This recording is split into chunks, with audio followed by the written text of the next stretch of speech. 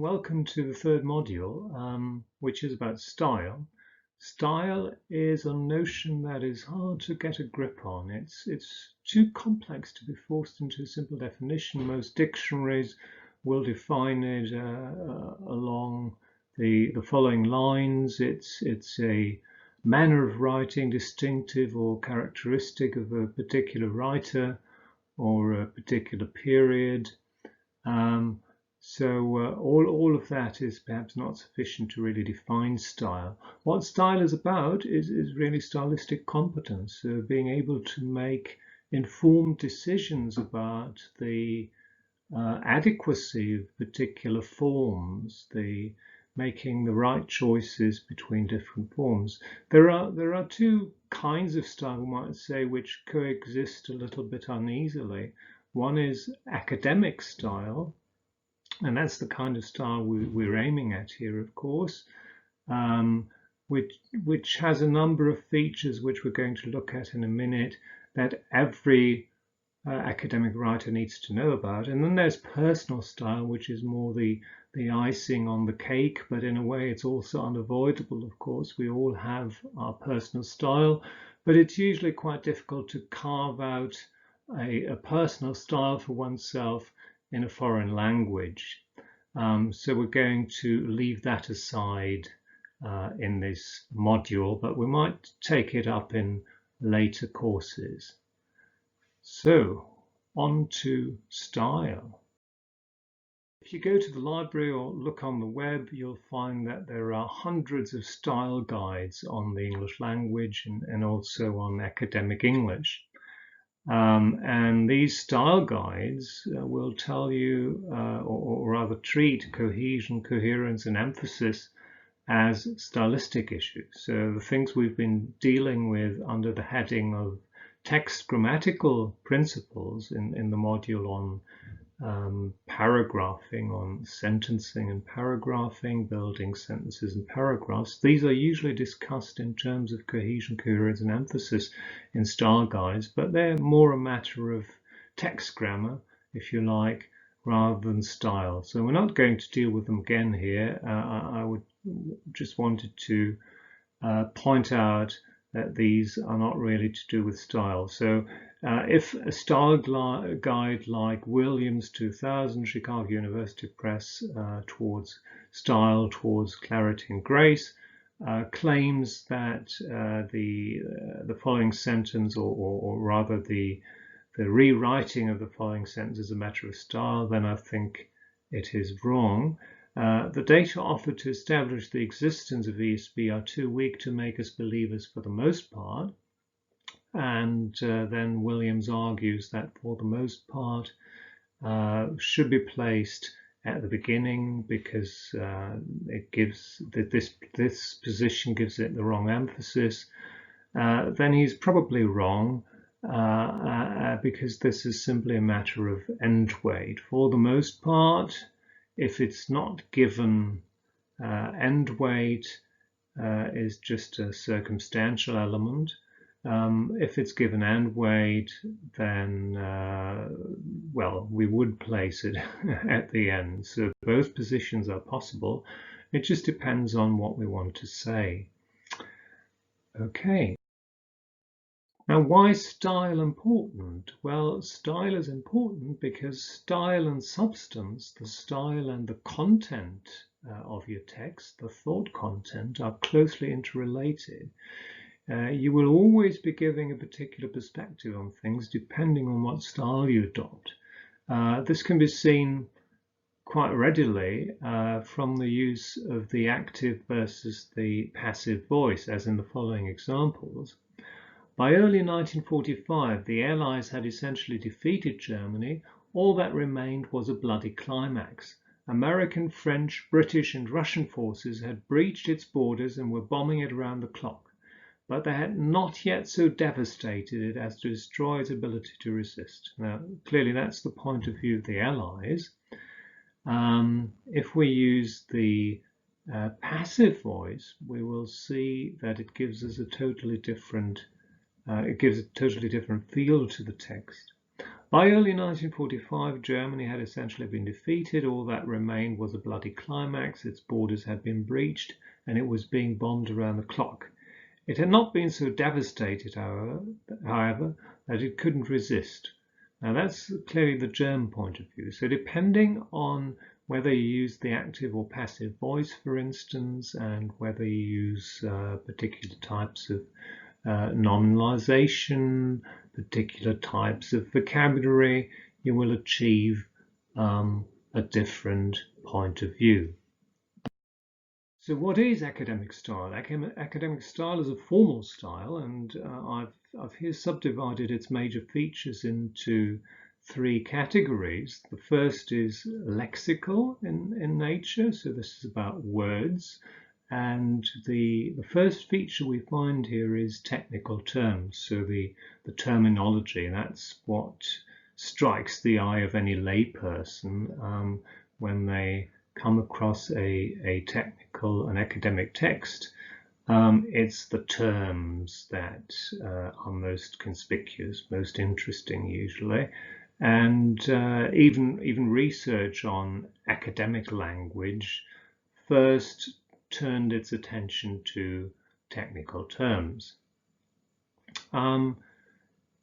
Quite closely entwined with this is the use of formal words and expressions, but this is not quite the same thing. So we're here talking about words that only educated people will know, if you like. So words like apex, for instance, or a word like successive, and so on. A third feature is what you might call stereotyped expressions or routine formulations or routine formulae. So there are a number of these multi-word markers, which we already saw in Module 1, which are used for particular rhetorical purposes, and we'll take a closer look at these, or at one additional example at least of these in a minute. The second category I'm using here is syntactic, and here we have another 4 features that are important to academic text. The first two features I name here, nominalization and relational verbs, are among the most important because they give us what we might call the cooking recipe for academic text. Basically, what we do when we write academically is we nominalize things that are not normally nominalized in everyday language, and then we have to combine these nominalizations we've formed by means of relational verbs.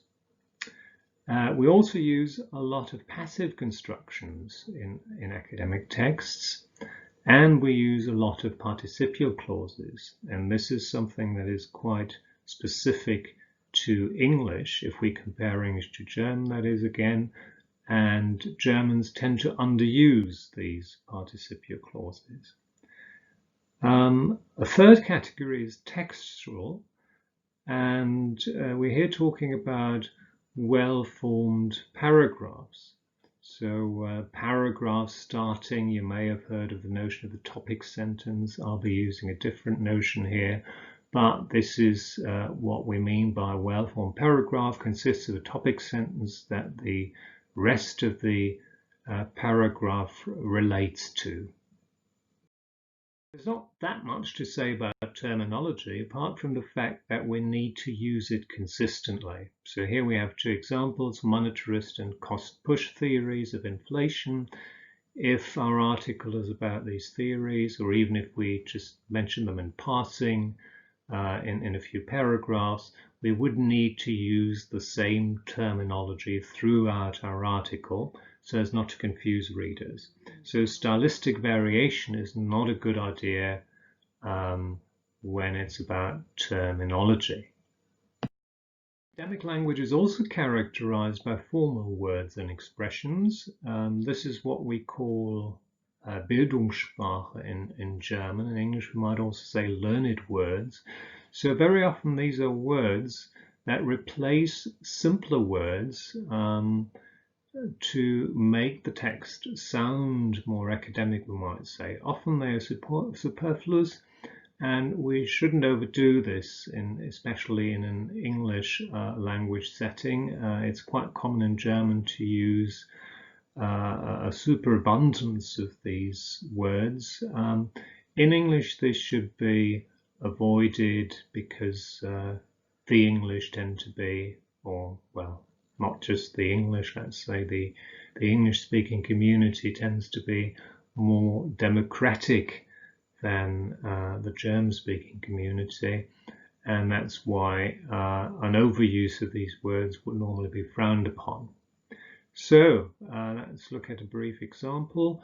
It's very noticeable that continental students are far more inclined to hypostatize that abstraction, the style of a period, than we are in the English-speaking world. So hypostatize has a direct equivalent in German, hypostasieren, and it means something like reify, which is another difficult word. So to use something abstract for something concrete. A host of illustrations could be given of this is just another way of saying many, or a lot of illustrations could be given of this, but a host of course, is more appropriate in written English. I've just said that there are lots of style guides to be found on the internet, or academic style guidelines, and some of these style guidelines stress that academic text needs to be formal, there needs to be a high level of formality, and they therefore tend to advise against using what's called phrasal verbs. That's verbs with a preposition, verbs followed by preposition, like provide for, ask for, appeal to, and so on. But if you look at actual text, you'll find that English-speaking authors use these phrasal verbs a lot. Not all of them, but quite a few. The ones I've enumerated here are some of the most frequent: provide for, ask for, appeal to, fall into, make for, go beyond, look like, bring about, rest on, act on, pass through. All of these are quite common, and the list could be extended, of course, and there are also less frequent phrasal verbs that are used, such as Aristotle drifted into empiricism, for instance. A third lexical feature we've mentioned is routine formulations, and I've just published a new dictionary which lists all the important routine formulations found in German and English texts as equivalents, as dictionary equivalents. And they're also categorized by topic or language function. So for instance, in this dictionary, you will find all the typical phrases associated with the notion of limitation. And we've got a few examples here. This study has several important limitations, or there are a number of limitations to this study, or this study is subject to several limitations, or this study is not without limitations, and so on and so forth. So the dictionary will help you to vary your use of standard phrases, stock phrases that are used for particular rhetorical purposes, to make particular rhetorical moves.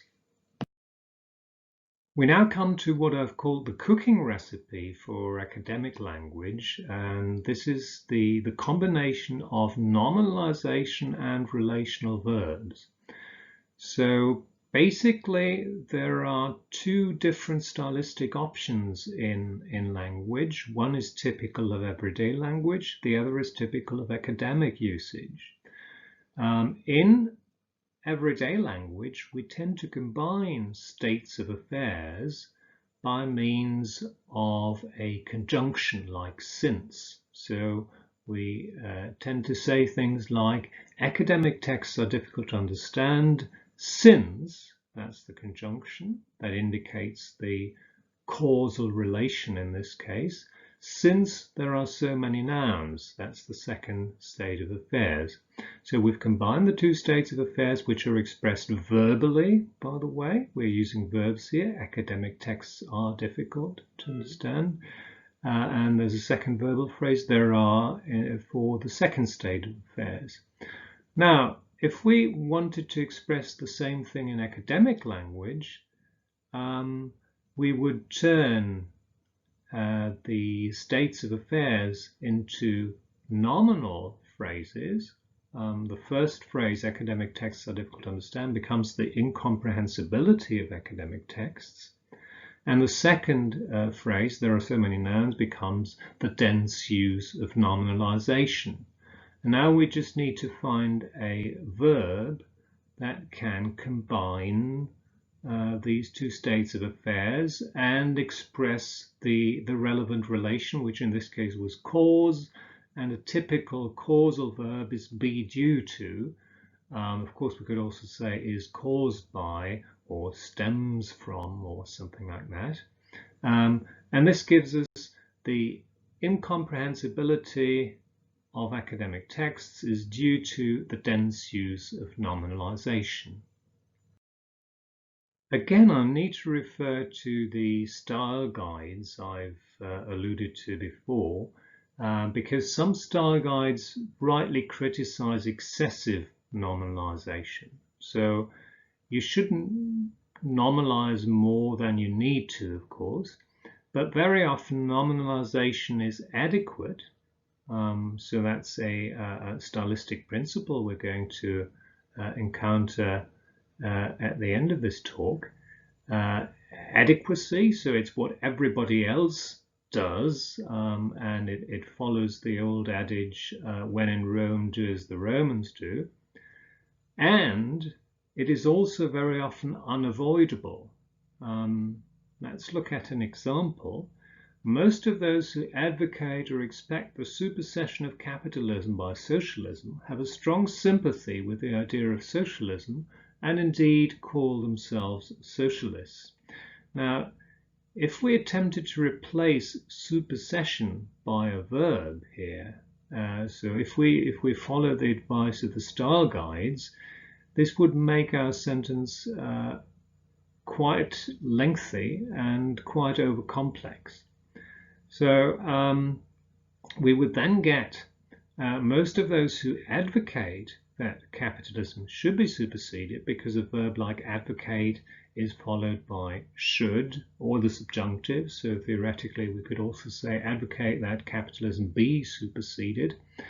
But expect, the second verb, can only be followed by will or an infinitive. So expect that capitalism will be superseded by socialism, or expect capitalism to be superseded by socialism. So if we apply the advice of the style guides to this sentence, we would get an inordinately long sentence that would be very cumbersome. So clearly, it's much better here to nominalize it. It even fulfills the stylistic principle of brevity.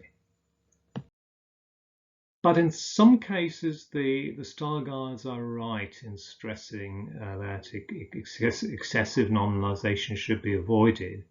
Again, here's an example. Hallett consequently argues for an approach towards bilingual subject-specific education in which focused attention is paid to the development of an awareness of the constructed nature of culture and a reflection about personal cultural identity. Now we can see that there are three of phrases here which make the object difficult to follow for the reader, and there's a kind of abstract phrase where we're not quite sure who we're talking about, a reflection about personal cultural identity. Who's doing the reflecting, we might ask. In cases like this, where we have a number of phrases in close succession, we can usually solve the problem by turning the first noun into an ing form, into a participle, and we can then turn to one of the of phrases into a direct object. So this gives us focuses on developing awareness of the constructed nature of culture. And this usually works with almost any verb in English. You can turn, especially verbs that are followed by prepositions, but also other verbs. You can turn the noun that follows the verb into an ing phrase. This is a procedure, of course, that is not available in German, because in German we usually have nouns in these positions. So we get developing awareness of the constructed nature of culture, which is much simpler. And we could then introduce a character, a person, or several persons in this case, into the equation by saying helps students reflect on their cultural identity. This makes it much clearer. We now know we're talking about students. Students are doing the thinking here. Students reflect on their cultural identity, and this gives us a much more natural sounding English sentence.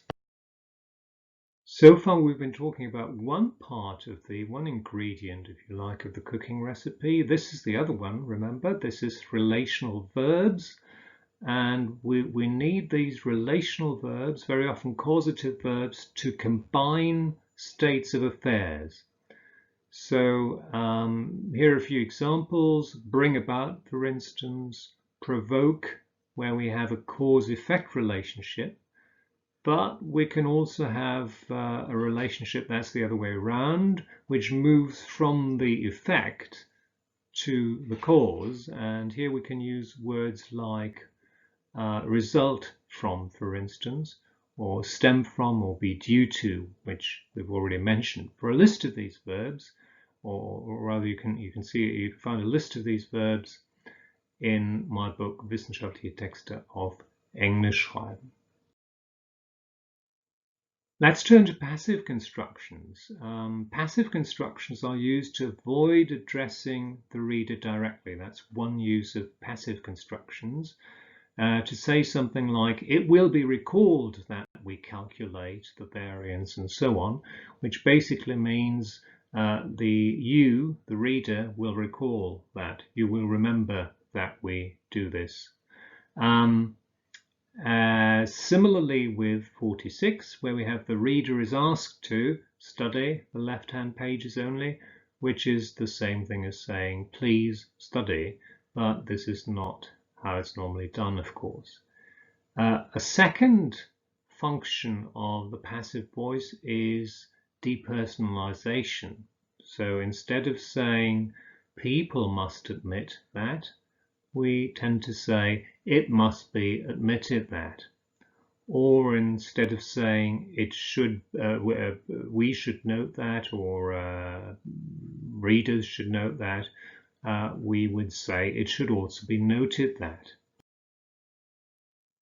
Participle constructions can also replace relative clauses.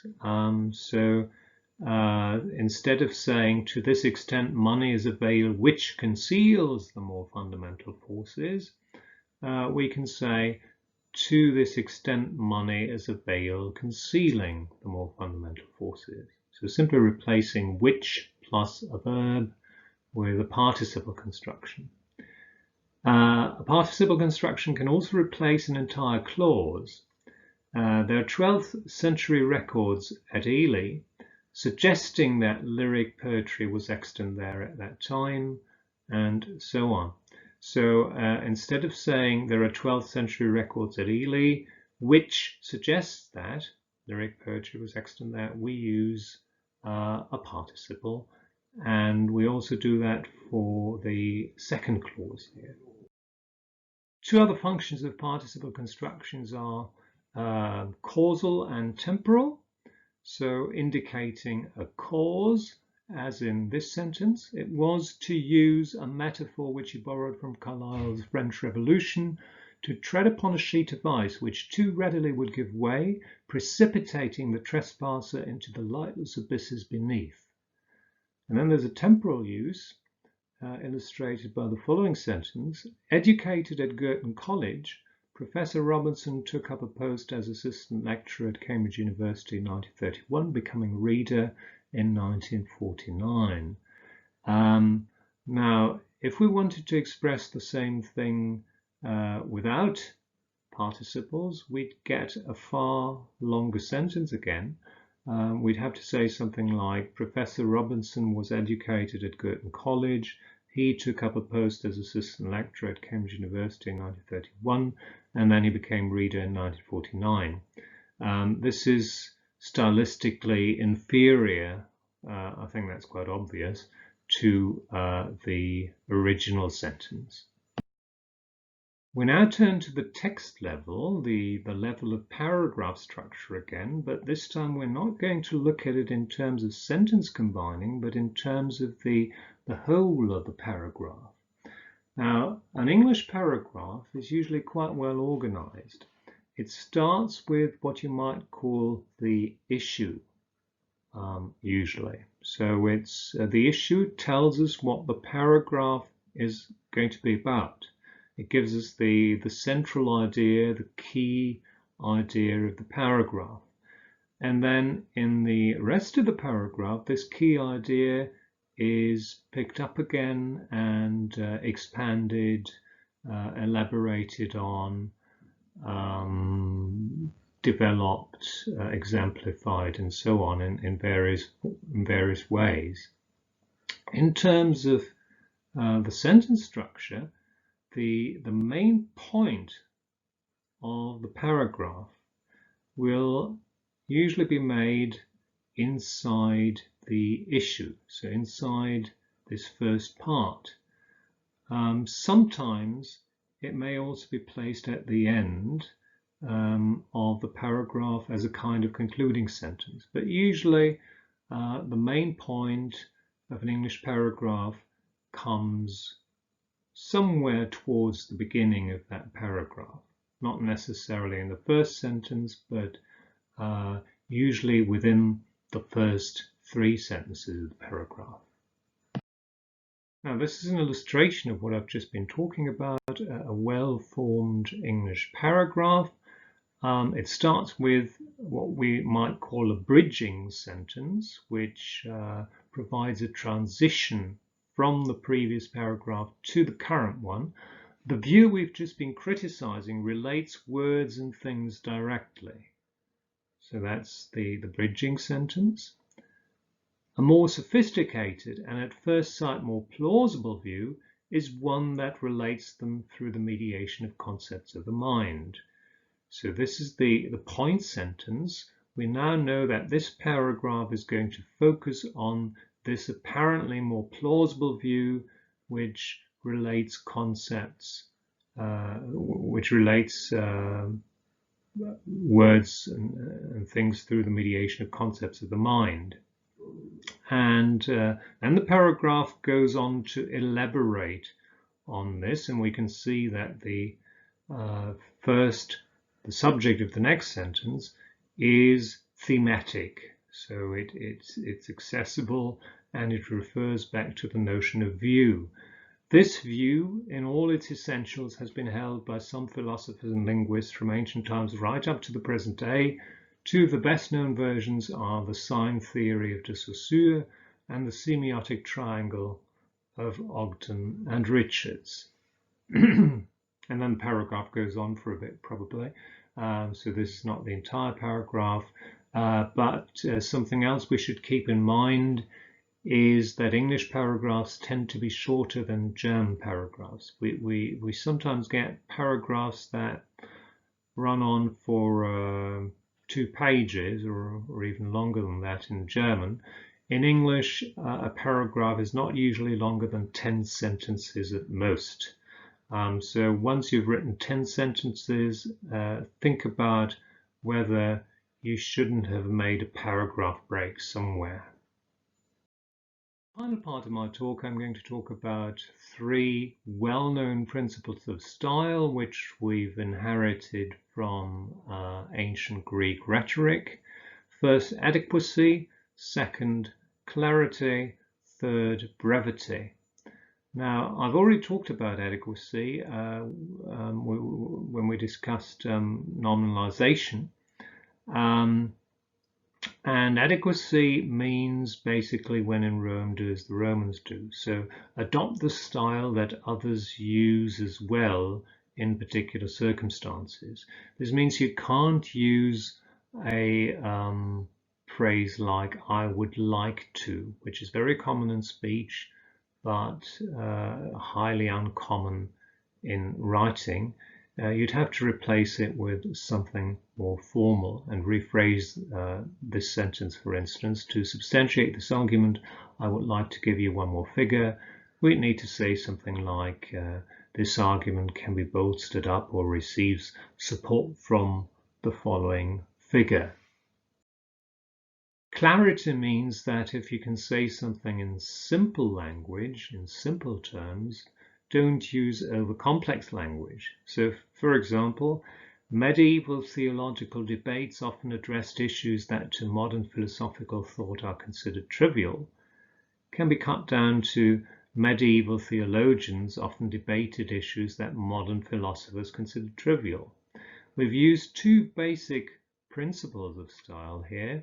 We've turned abstract nouns into characters, something we've done before at several points in the various modules. So turning medieval theological debates into a character, or several characters in this case, medieval theologians. And the same can be applied to modern philosophical thought, which becomes modern philosophers.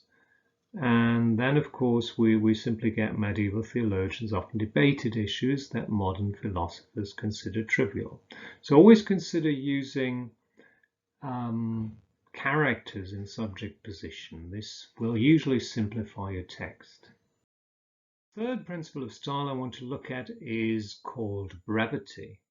As Shakespeare has it, brevity is the soul of wit, which Tieck translated into German as in der Kürze liegt die Würze. So this is about shortness, you might say, about expressing yourself in as brief a way as possible.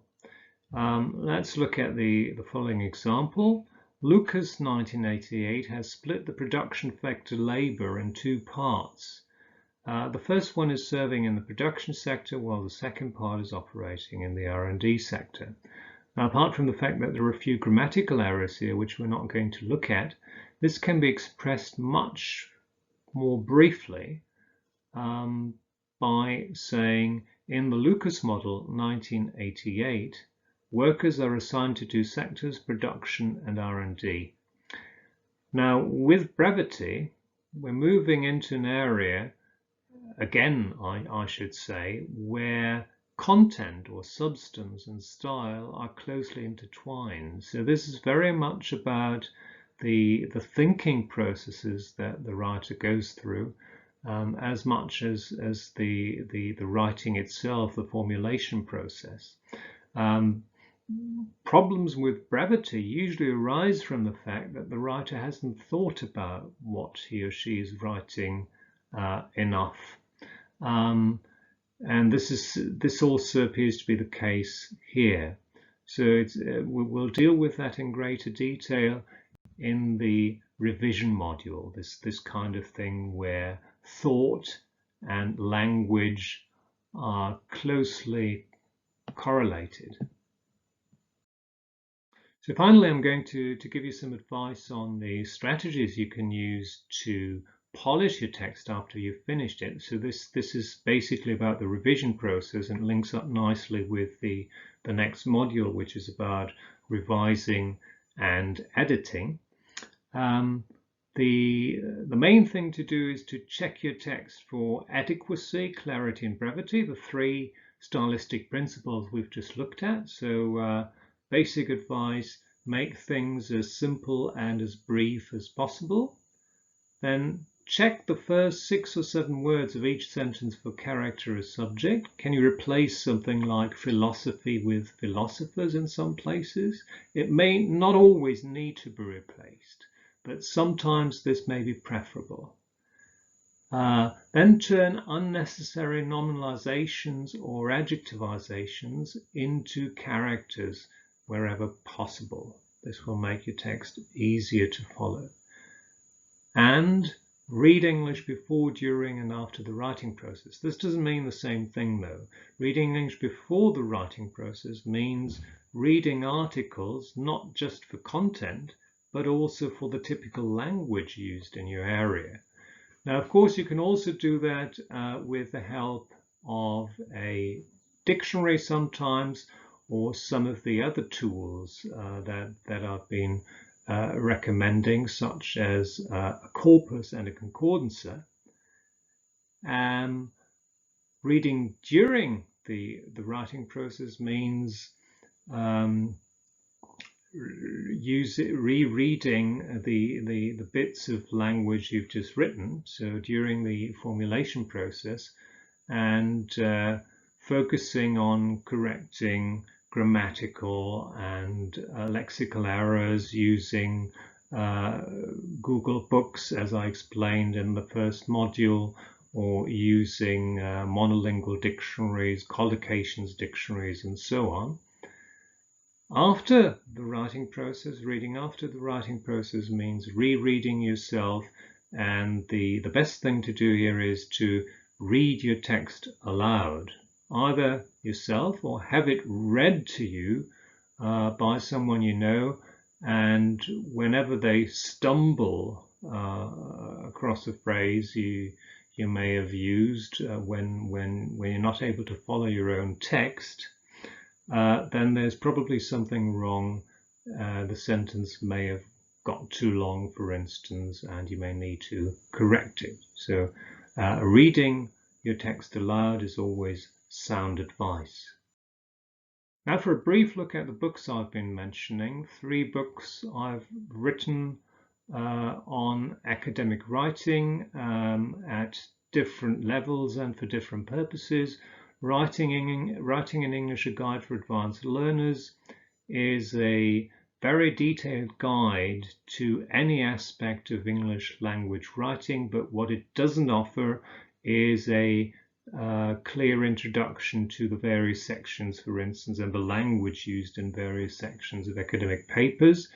This is a gap I filled in Wissenschaftliche Texte auf Englisch schreiben, and the general academic language and the routine formulations, which I talked about in this module, can be found in the fairly recent Dictionary of Academic Usage, which appeared in 2020.